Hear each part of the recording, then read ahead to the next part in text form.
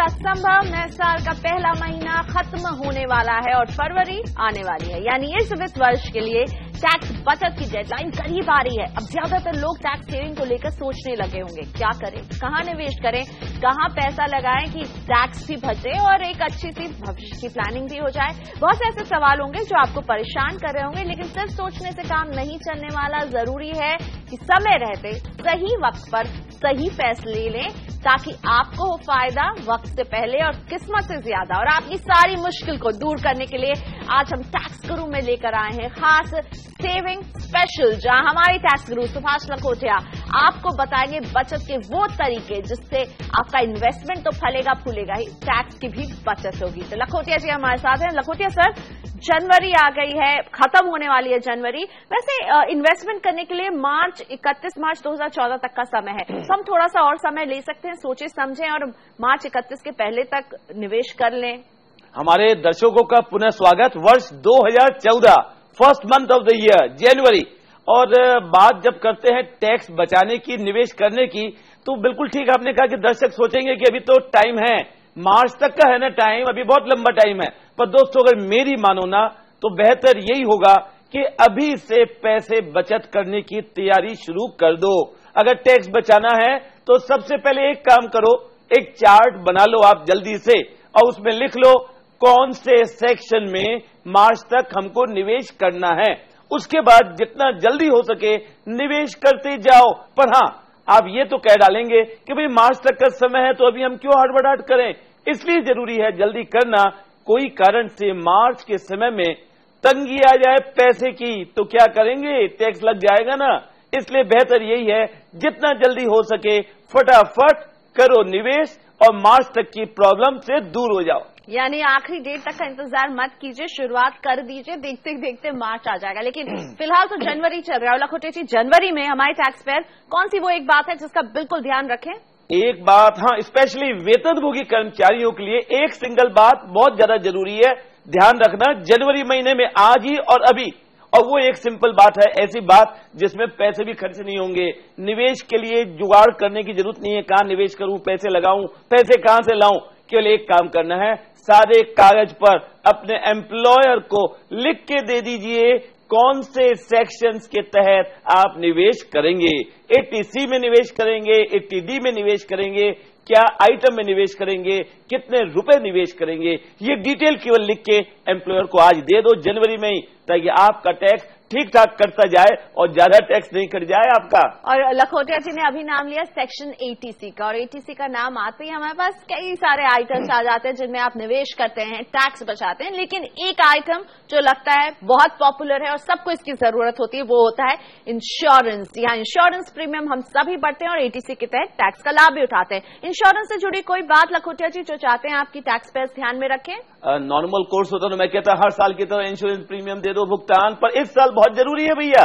जनवरी 2014 से सारे भारत में IRDA ने इंश्योरेंस पॉलिसी के अंदर ढेर सारे बदलाव किए हैं। पर ये बदलाव हमारे करदाताओं के लिए, टैक्स पेयर्स के लिए, आपके लिए बहुत ज्यादा फायदे के हैं। IRDA की नई गाइडलाइन से करीब करीब 400-500 वैरायटीज के डिफरेंट इंश्योरेंस प्रोडक्ट्स अलग अलग कंपनी के मिलने वाले हैं आपको। पहली बार जनवरी 2014 से केवल फायदे वाले इंश्योरेंस प्रोडक्ट। तो इसलिए जरा बैठ के सोच लो, नया निवेश जब करना है 80C के तहत तो इन इंश्योरेंस प्रोडक्ट्स को देख के इंश्योरेंस में निवेश करो। पर एक बात ध्यान रखना है, कोई भी पॉलिसी लेवें, कोई भी कंपनी की पॉलिसी प्रोडक्ट आपको पसंद आए तो एक तो ये ध्यान रखिएगा कि इंश्योरेंस पॉलिसी में हर साल की आपकी जिम्मेदारी बन जाएगी कि इतने प्रीमियम हमको जरूर देना है। और दूसरी इंपॉर्टेंट बात, जो साल का प्रीमियम है सम एश्योर्ड का 10% से ज्यादा बिल्कुल भी नहीं होना है। अगर ज्यादा हो गया तो छूट कब मिलेगी, और सबसे बड़ा नुकसान जब मैच्योरिटी अमाउंट मिलेगी तब उस पर टैक्स लग जाएगा। तो यही बात केवल ध्यान रखिएगा आप। तो इंश्योरेंस के नए प्रोडक्ट सरल होकर बाजार में है आपके लिए। लेकिन इंश्योरेंस से जुड़ी एक बात जो हमारे दर्शक हमसे बार बार पूछते हैं और हम क्लैरिटी के लिए इस सवाल को फिर से रखते हैं लखोटिया जी के सामने। लखोटिया सर, अगर कोई अपने भाई बहन वाइफ या बच्चों के नाम पर प्रीमियम देता है तो क्या उसका फायदा उसे डायरेक्टली मिल सकता है? हाँ, बात तो सही है। इंपॉर्टेंट सवाल इसलिए कि ज्यादातर लोग यही सोचते हैं इंश्योरेंस प्रीमियम परिवार के सदस्यों के लिए दे दो और छूट ले लो। परिवार के तो सभी सदस्य जिनके नाम आपने बतलाए, पर आयकर कानून में टैक्स की छूट मिलेगी केवल मेरे अपने लिए, मेरी पत्नी के लिए, मेरे बच्चों के लिए, पोते पोती के लिए दूंगा प्रीमियम छूट नहीं मिलेगी। माता पिता के लिए, भाई बहन के लिए दूंगा, उनके लिए भी छूट नहीं मिलेगी। इसलिए केवल ध्यान रखें, मैं, मेरी पत्नी, मेरे बच्चे, and stop. Public provident fund ये भी सेक्शन 80C के तहत एक पसंदीदा टूल है और इसमें जब आप निवेश करें तो किन बातों का ध्यान रखें ताकि आपको फायदा हो, नुकसान ना हो? पीपीएफ में लखोटिया जी, पर पॉपुलर है भी कि नहीं, या करना भी चाहिए कि नहीं, वो भी बतलाने दर्शकों को। मेरे हिसाब से पीपीएफ वास्तव में अति उत्तम इंस्ट्रूमेंट है टैक्स प्लानिंग का, टैक्स बचाने का। उसका सबसे पहले इंपॉर्टेंट कारण है 8.7 यील्ड पर एनम, और वो भी टैक्स फ्री, टैक्स नहीं लगेगा। और दूसरी इंपॉर्टेंट बात, प्रति वर्ष आपको 1 लाख तक का मैक्सिमम जो छूट मिलती है हर साल। समझ लो इस साल 1 लाख आपने निवेश किया, हर साल 1 लाख रुपए पीपीएफ में निवेश करना जरूरी नहीं है। मिनिमम 500 रुपए भी निवेश करेंगे तो भी चलेगा। इस प्रकार ये केवल फायदे की बात है। जरूर से पीपीएफ अकाउंट में निवेश करें। नहीं खोला अभी तक अकाउंट तो भी कोई चिंता नहीं है, अभी तो समय है, फटाफट खोल लो अकाउंट। और टैक्स माइनर के नाम पर भी क्या पीपीएफ अकाउंट खोला जा सकता है? इसे लेकर कई बार लोग प्रश्न भेजते हैं। साथ ही में एचयूएफ भी जो है वो पीपीएफ में निवेश करके फायदा लेना चाहते हैं। बिल्कुल, माइनर का पीपीएफ अकाउंट अलग से खुल सकता है और टोटल छूट भी हमारे लिए, अपने लिए, पत्नी के लिए, बच्चों के लिए, माइनर बच्चों के लिए, सब में निवेश करेंगे, टैक्स की छूट मिलेगी। पर एक ही बात ध्यान रखने का है, इनकम टैक्स कानून में नहीं लिखी हुई है ये बात, बैंकिंग लॉज में लगी है, पर हमको ध्यान रखना पड़ेगा। वो ये है, माइनर बच्चे के लिए अगर निवेश करें माइनर के पीपीएफ अकाउंट में छूट मिलेगी टोटल 1 लाख के अंदर, परंतु निवेश करते समय एक केवल ध्यान रखिएगा, आप अपना और माइनर बच्चों का मिला के टोटल 1 लाख तक ही निवेश करना है। उससे ज्यादा निवेश करेंगे तो बैंक की ब्याज नहीं मिलेगा इस पीपीएफ अकाउंट पे। आपने कहा कि एचयूएफ के ऊपर, एचयूएफ का नया पीपीएफ अकाउंट नहीं खुल सकता है बैंकिंग लॉज के तहत, परंतु एचयूएफ के मेंबर के लिए भुगतान किया जाए, पेमेंट का भुगतान एचयूएफ करे for the PPF account of the member, तो एचयूएफ ऐसे में उसकी छूट ले सकती है। चलिए, इसी के साथ वक्त हो गया है ब्रेक का, लेकिन हमारा ये सेविंग स्पेशल जारी रहेगा और आगे हम आपकी और भी बचत करवाने वाले हैं, क्योंकि अभी सिर्फ बात हुई इंश्योरेंस और पीपीएफ की। आगे बताएंगे सेक्शन 80C के तहत और क्या क्या ऑप्शन है आपके पास इन्वेस्टमेंट के।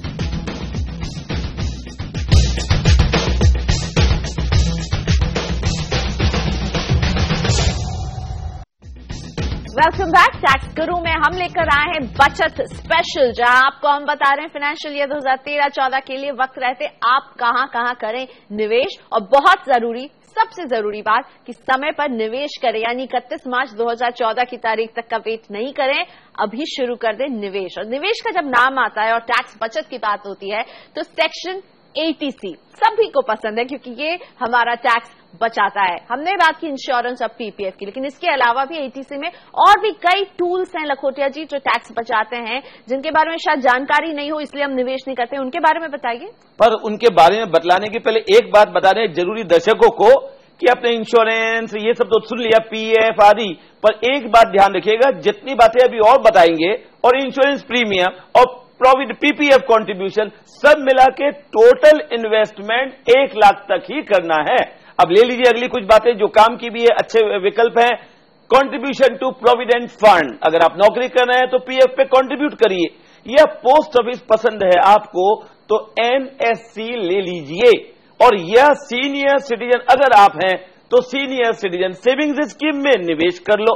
और पोस्ट ऑफिस वास्तव में बड़ा प्यारा लगता है, तो पोस्ट ऑफिस के टाइम डिपॉजिट अकाउंट में निवेश करो, टैक्स बचाओ। पर 1 मिनट, अगर पोस्ट ऑफिस में ही निवेश किया तो 5 साल की मियाद वाला टाइम डिपॉजिट लेना पड़ेगा, और पोस्ट ऑफिस दूर है हमारे घर से तो कोई बात नहीं, बैंक का फिक्स डिपॉजिट ले लो।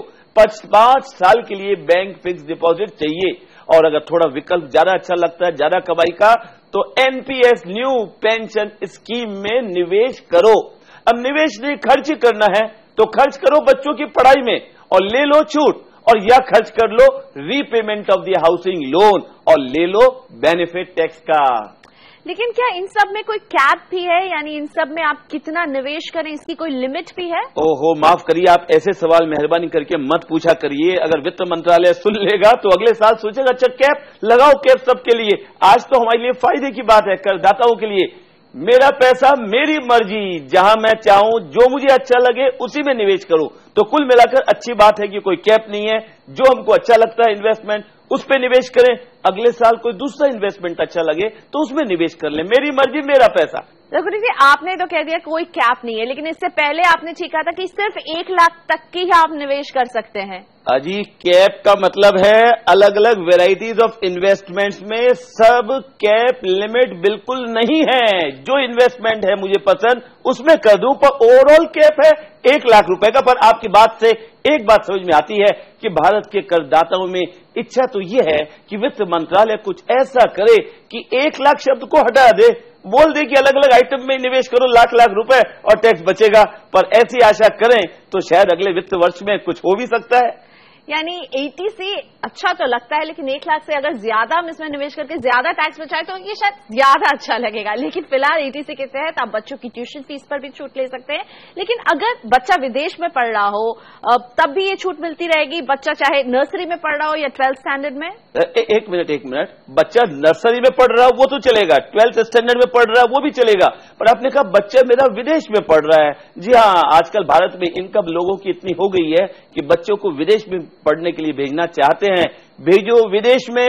पर 80C की छूट लेने का समय आए तो आपको छूट का बेनिफिट नहीं मिलेगा, क्योंकि क्लियर कट लिखा हुआ है हायर एजुकेशन इन इंडिया या लोअर एजुकेशन, एजुकेशन कोई भी हो, कुल कहने का मतलब एक ही है, full time education in India बच्चा पढ़ रहा है चाहे नर्सरी में या 12th में, पूरी छूट मिलेगी। विदेश में पढ़ रहा है तो छूट नहीं मिलेगी। लेकिन ट्यूशन फी तो पूरे स्कूल फी का एक बहुत ही हिस्सा होता है, छोटा सा, और भी कई सारे एलिमेंट्स होते हैं। जब आप फी स्लिप देखेंगे तो डेवलपमेंट फी वसूला जाता है, किताबों पर खर्च होते हैं, उसके बाद कई तरह के डोनेशन पर खर्चे होते हैं, इन सब पर भी छूट मिलेगी। इससे लग रहा है कितनी पीड़ा होती है एक पेरेंट को कि एक्स्ट्रा चार्जेस ले लिए जाते हैं। पर इनकम टैक्स कानून में बड़ा क्लियर कट है, पसंद आए आपको चाहे नहीं आए, केवल ट्यूशन फी एंड स्टॉप। अर्थात किसी भी प्रकार का कोई डेवलपमेंट फंड है या बच्चों की पढ़ाई के लिए खर्च किए या यूनिफॉर्म के लिए किए या बस के लिए कर दिए खर्चे, ये कोई छूट आपको नहीं मिलेंगे। अगर मिलेगा तो केवल ट्यूशन फी ओनली। लोन भी ले रहे हैं लोग बच्चों को पढ़ाने के लिए, क्योंकि उच्च शिक्षा काफी महंगी होती जा रही है। तो जब आप एजुकेशन लोन लेते हैं तो कौन सी वो बातें हैं इसकी रीपेमेंट के वक्त आपको जाननी चाहिए? लोन के लिए एक ही ध्यान रखिएगा, रीपेमेंट के समय में कुछ भी याद नहीं रखना है। इजी हो गई ना लाइफ टैक्स पेयर्स की। लोन रिपे करो एजुकेशन का, याद कुछ भी मत रखो, क्योंकि आयकर कानून में आजकल रीपेमेंट ऑफ एजुकेशन लोन के लिए कोई भी छूट नहीं है। अगर छूट है तो केवल ब्याज, एजुकेशन लोन का ब्याज करें उस पे छूट है अनलिमिटेड, पर रीपेमेंट ऑफ द लोन बिल्कुल छूट नहीं। लखोटिया जी, क्योंकि आप सेविंग करवा रहे हैं, निवेश की बात बता रहे हैं, तो निवेश की जब बात आती है तो लॉन्ग टर्म इंफ्रास्ट्रक्चर फंड जो है बीच में काफी मशहूर हुए थे, क्या इनमें निवेश करना चाहिए? फायदा दिलाएगा? बिल्कुल भूल जाइए, अभी भूलने की बातें बता रहे हैं, बिल्कुल भूल जाइए। इंफ्रास्ट्रक्चर बॉन्ड में निवेश करोगे टैक्स का बचत नहीं होगा, पहले होता था वाली बात भूल जाओ। आज इस वर्ष अगर निवेश करेंगे टैक्स की कोई बचत नहीं। तो सेविंग स्पेशल में आपके लिए आगे भी लाएंगे कुछ और फायदे की बात। ब्रेक के बाद हम आपको बताएंगे अगर जनवरी महीने में मेडिक्लेम पॉलिसी लेते हैं तो क्या पूरे प्रीमियम पर छूट मिलेगी, क्योंकि इस वर्ष में अब केवल 3 महीने ही बाकी हैं। तो वापस आइए और जानिए अपने फायदे की बात।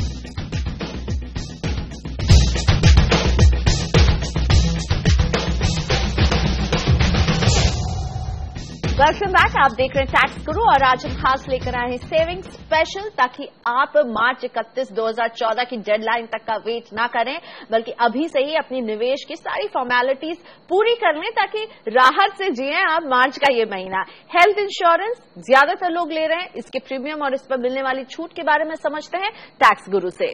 जी हाँ, आयकर कानून में 80C की अब तक बात की थी हमने, अलग सेक्शन है 80D, जिसके तहत मेडिक्लेम पॉलिसी लेंगे अर्थात हेल्थ इंश्योरेंस लेंगे तो आपको टैक्स मिलेगी छूट। 15,000 रुपए तक का भुगतान कर सकते हैं छूट मिल जाएगी आपको। और अगर आपके सीनियर सिटीजन पेरेंट्स हैं और आपके ऊपर डिपेंडेंट हैं, उनका भी आपको करना है मेडिक्लेम इंश्योरेंस, उनके लिए पेमेंट करेंगे अलग पॉलिसी के लिए तो 20,000 रुपए तक का अलग से छूट मिलेगी। और साथ ही साथ इसी लिमिट के अंदर अगर आपने हेल्थ चेकअप का पेमेंट किया 5,000 रुपए तक तो वो भी छूट दिलाएगा जी। और अगर किसी ने मेडिक्लेम पॉलिसी नहीं लिया हो लखोटिया जी, जैसे कि मैंने नहीं लिया, आपकी बात सुनकर मुझे लग रहा है मुझे एटीटी का फायदा उठाना चाहिए। अब मैं जनवरी में अगर लेती हूं तो 3 ही महीने बचे हैं इस फाइनेंशियल ईयर में, और ये रहेगा जनवरी 2014 टू जनवरी 2015, तो इन 3 महीने के लिए मुझे फायदा मिल पाएगा? पहले तो ये अच्छी बात सोची आपने कि हेल्थ इंश्योरेंस के लिए पॉलिसी ले लें, बहुत फायदे की बात है भैया। टैक्स की बचत अलग है, बाकी फायदा ज्यादा। अब अगर हमने इंश्योरेंस पॉलिसी आज ले ली, मेडिक्लेम पॉलिसी जनवरी 2014 में, तो क्या टैक्स की छूट कितनी मिलेगी? इस साल में तो केवल 1/4 ऑफ द ईयर है, 3 महीने। बिल्कुल चिंता न करें, चाहे जनवरी हो चाहे 31 मार्च तक हो, अगर भुगतान आप करते हैं मेडिक्लेम पॉलिसी के प्रीमियम का देते हैं आप भुगतान, तो पूरा का पूरा आपको डिडक्शन देगा। मतलब नहीं है कि कितने दिन पॉलिसी इस वर्ष में कामयाब रही, इसलिए फायदा है। अभी से लेके मार्च तक कभी भी दे दो भुगतान, जितना दोगे भुगतान उतना मिलेगा पूरा छूट। आयकर की धारा 80C 80D। और अगर शेयर्स में निवेश करने का आपका मन कर रहा है तो टैक्स के लिहाज से आपको क्या ध्यान में रखना है टैक्स गुरु? सब शेयर्स नहीं, ऐसे व्यक्ति जो पहले शेयर्स में निवेश नहीं करते थे, फर्स्ट टाइम इन्वेस्टर हैं या लास्ट ईयर से ही फर्स्ट टाइम इन्वेस्टर बने हैं, उनके लिए Rajiv Gandhi equity savings scheme का लाभ इस साल भी लिया जा सकता है। टोटल इन्वेस्टमेंट कर सकते हैं आप 50,000 रुपए और 50% आपको छूट मिलेगी। कुल मिलाकर डिपेंडिंग अपॉन दी स्लैब लोगों को टैक्स का बेनिफिट होगा 2,500 या 5,000 या 7,500। और इस साल होम लोन लेने वालों को मिली है एक खास स्पेशल छूट, 1 लाख की स्पेशल छूट। किससे मिल रही है, कौन इसका फायदा उठाएंगे? सभी वर्ग के टैक्स पेयर्स नहीं उठा पाएंगे। जिन्होंने ले रखा है पहले से ही मकान के लिए लोन, उनको कोई एक्स्ट्रा छूट नहीं है, उनके लिए ब्याज की छूट वही 1.5 लाख रुपए चल रही है। पर ऐसे व्यक्ति जो होम लोन लेंगे, नया मकान लेंगे पहली बार इस वर्ष से, उनको एडिशनल 1 लाख रुपए तक ब्याज की छूट मिलेगी। उनका फायदा ढेर सारा, पर कंडीशंस भी हैं ढेर सारी, जैसे लोन की अमाउंट 25 लाख से ज्यादा नहीं होना, मकान की वैल्यू 40 लाख से ज्यादा नहीं होना, ये सब ध्यान रखेंगे तो फायदा है बिल्कुल। एक और ध्यान की बात लखोटिया जी बता दीजिए, कई लोग होम लोन लेते हैं, उसके ब्याज पर 1.5 लाख की छूट भी क्लेम करते हैं, लेकिन इस 1.5 लाख की छूट को क्लेम करने के लिए कुछ बातें हैं जिन्हें जानना जरूरी है। एक ही बात, केवल एक बात, और वो बात है कि आपका मकान का पोजेशन हो जाना चाहिए, मकान रेडी हो जाना चाहिए। अगर मकान रेडी नहीं है तो छूट नहीं मिलेगी। इसलिए केवल एक ही बात ध्यान रखना है। पर हां, कोई कारण से आपके पास इस साल ब्याज के भुगतान करने के लिए पैसे नहीं है तो भी छूट मिल जाएगी, पेमेंट नहीं किया तो भी मिलेगी। पर केवल इंपॉर्टेंट एक ही बात, हाउस शुड बी रेडी, नहीं तो छूट नहीं। तो सेविंग स्पेशल में हमारे टैक्स गुरु ने आपको ढेर सारे मंत्र तो दे दिए हैं, लेकिन अब आखिर करते हैं टैक्स गुरु के हिट सुपर हिट फॉर्मूले के साथ। तो गुरु मंत्र दीजिए टैक्स गुरु, ऐसा पूरे साल के लिए कि सेविंग भी करते रहे और टैक्स भी बचे। पर मेरे ख्याल से मेरे ज्यादातर दर्शक वेतनभोगी कर्मचारी हैं, उनके लिए लास्ट फॉर्मूला केवल एक ही है कि भैया 5 मिनट निकालो समय, अभी मार्च तक इन्वेस्ट करोगे, चलो चलेगा, सब चीज बात मान लेंगे आपकी, पर अभी निकाल के कागज के ऊपर लिख दो, सोच के थिंक करके आयकर कानून का एक चार्ट बना दो, serial number, section of income tax law, particulars, amount, अर्थात 80C 80D 80E या और अन्य सेक्शन में इस साल आप क्या निवेश करोगे। नहीं किया अभी कोई चिंता नहीं है, पर मैं कर दूंगा मार्च तक, उसकी छूट मुझे दे दो मेरे प्यारे एम्प्लॉयर, ये लिख के दे दोगे तभी छूट मिलेगी। और एक इंपॉर्टेंट बात, अगर आपने मकान का लोन लिया है, हाउसिंग लोन, 1.5 लाख रुपए की छूट लेनी है, उस बारे में भी अपने एम्प्लॉयर को डिटेल्स अभी से दे दो कि 1.5 लाख रुपए ब्याज की जो छूट लेंगे, हमने लोन लिया हुआ है इस कंसर्न से और 1.5 लाख का ये ब्याज होगा। इस प्रकार ये डिटेल दे देंगे तो आपका टैक्स बिल्कुल सही कटेगा, एक्स्ट्रा टीडीएस भी नहीं होगा। तो टैक्स गुरु का सबसे अहम मंत्र जो आखिर में निकल करके आ रहा है वो ये कि थोड़े से प्लान बन जाइए, अपनी टैक्स और इन्वेस्टमेंट की एक लिस्ट बनाकर रखिए, एम्प्लॉयर को दीजिए, उन्हें बताइए कि आप यहाँ टैक्स बचा सकते हैं, यहाँ आपने इन्वेस्टमेंट किया है। लखोटिया जी शुक्रिया इतने अच्छे गुरु मंत्र के लिए, और इस गुरु मंत्र के सहारे अगर आप अभी से ही प्लानिंग करेंगे तो जैसा कि मैं कह रही थी, आखिरी तारीख की टेंशन दूर होगी और कम भी होगी। आज के लिए इतना ही। अगर आपके मन में भी टैक्स से जुड़ा कोई सवाल है तो आप इसे हमें भेजिए, SMS एसएमएस के जरिए टीचर लिखकर स्पेस दीजिए, अपना सवाल और नाम लिखकर 51818 पर से भेज दीजिए। आप हमें ईमेल कर सकते हैं tax@moneycontrol.com पर भी। और ये पता जो आपकी स्क्रीन पर दिख रहा है, इस पर भी भेजिए अपने सवाल। याद रखिए सवाल के साथ अपना नाम और फोन नंबर भी हमें जरूर भेजिए। तो टैक्स गुरु में आज इतना ही। अगले हफ्ते हम फिर हाजिर रहेंगे आपका टैक्स बचाने के लिए। नमस्कार।